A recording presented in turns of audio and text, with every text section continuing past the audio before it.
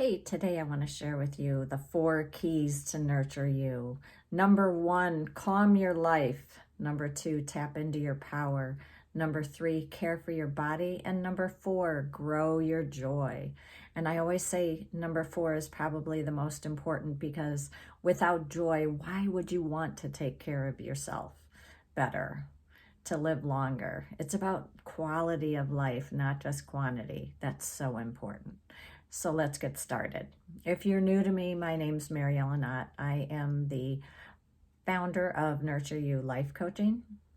And the tagline for Nurture You has been healthy self-care is not a luxury, it's a necessity. Yes, that's been the tagline since 2005, and it's still so relevant. This is true for everyone, but especially if you're an HSP or an empath, as I am. Okay, so let me tell you a little bit about each of them. Number 1, calm your life. This is about giving yourself enough breathing room so that you can actually balance your sensitive nervous system. And even if you don't have a sensitive nervous system, you need to have time and space for healthy self-care.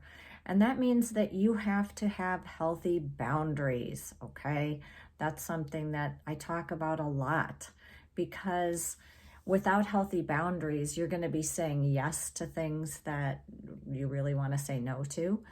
And it's going to deplete your time and your energy that you could be using in ways that would uplift you and add to the meaning of your life. So you absolutely have to be able to set healthy boundaries. Number 2, tap into your power. This is such a wonderful thing for me to talk about. When I first went into coaching, I would work with clients who would set goals and intentions and come up with action steps and not follow through. Well, that happens to all of us. But I thought, gosh, I really need a tool to help people when they're stuck. So that's when I went on to study hypnotherapy. And so as part of the work that I do, I guide my clients through a quiet, reflective part of our session that really is a 5-step process. Number 1, I help them to relax because you have to get out of that beta mind, and especially high beta, which is when you're really in stress. You need to know how to relax so that you can tap into your inner power. So number 1 in this 5-step process is to relax. Number 2 is to recognize.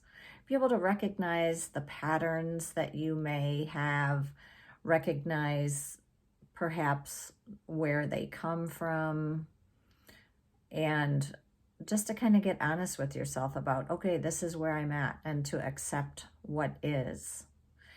And then number 3 is to release anything that no longer serves you, whether it's a behavior, whether it's a thought pattern, a limiting belief. You need to release that. And then, of course, nature abhors a vacuum, so you need to replace it. What is it that you want to have more of in your life? What is this new thought, this new pattern, this new belief, this new habit? And then lastly, we need to reinforce that. And I work with my clients a lot knowing how to do that. So that's the 5-step process for tapping into your power. Number 1, relax. Number 2, recognize. Number 3, release. Number 4, replace. And number 5, reinforce. And that's not a one-time thing. That's a lifelong skill that you can learn through working with me. And then the next is to care for your body. Okay, we need to do that because without doing so, your body can become actually a distraction rather than the vehicle for your soul's purpose. So when I talk about caring for your body, the areas that I focus on most are that we need to take advantage of the power of plants.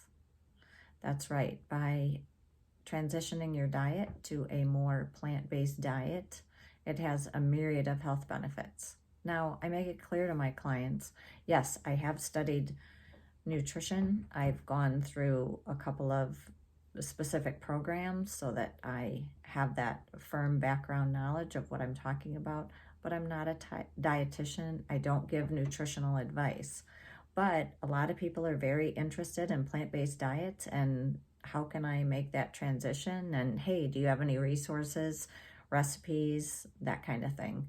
So those are the kind of things that I share. So that's the power of plants.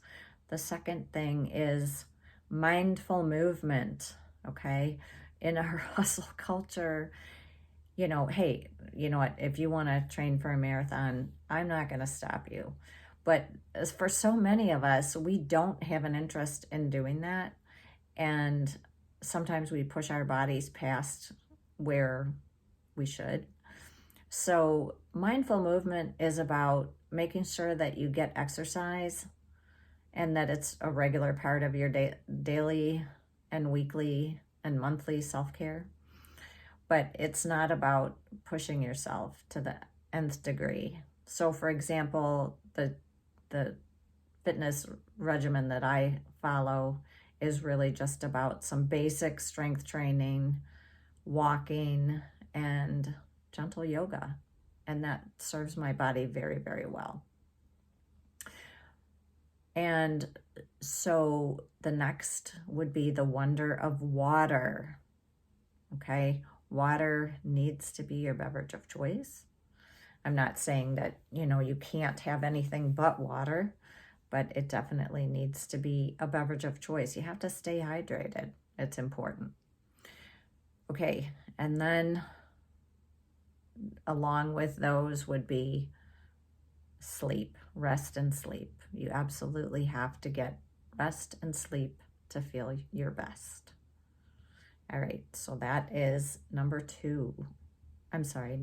3, care for your body. And then number 4 is grow your joy. What is it that just lights you up? You need more of that in your life, honestly.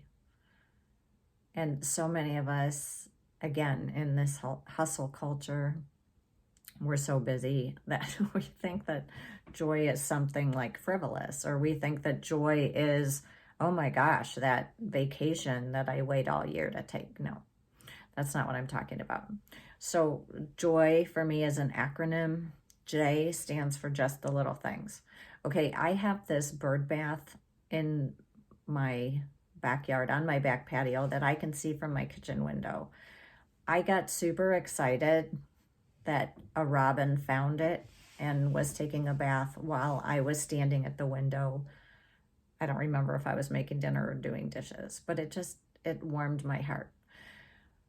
Another just little thing is my walks in the woods, snuggling with my cat, a good cup of coffee, a wonderful plant-based meal, a sunset, a sunrise, a good book. Okay, just the little things. Oh, obligations made more pleasant. I think that's really important, because if you let your life become just one big drudgery, that's not a good thing. So there's different ways that you can make your obligations be more pleasant.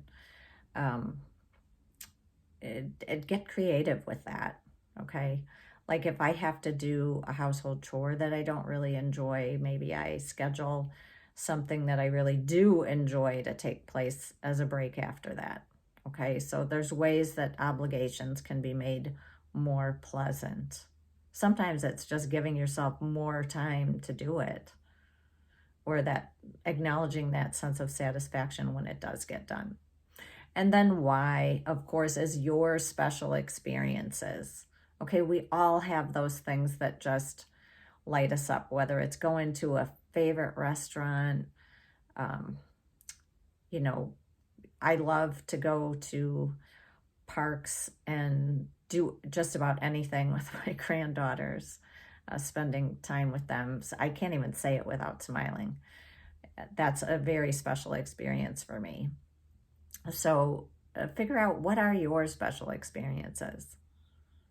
You know, is it a special friend that you love hanging out with? And then, yes, it does include the bigger things like, you know, vacations and that kind of thing. Okay.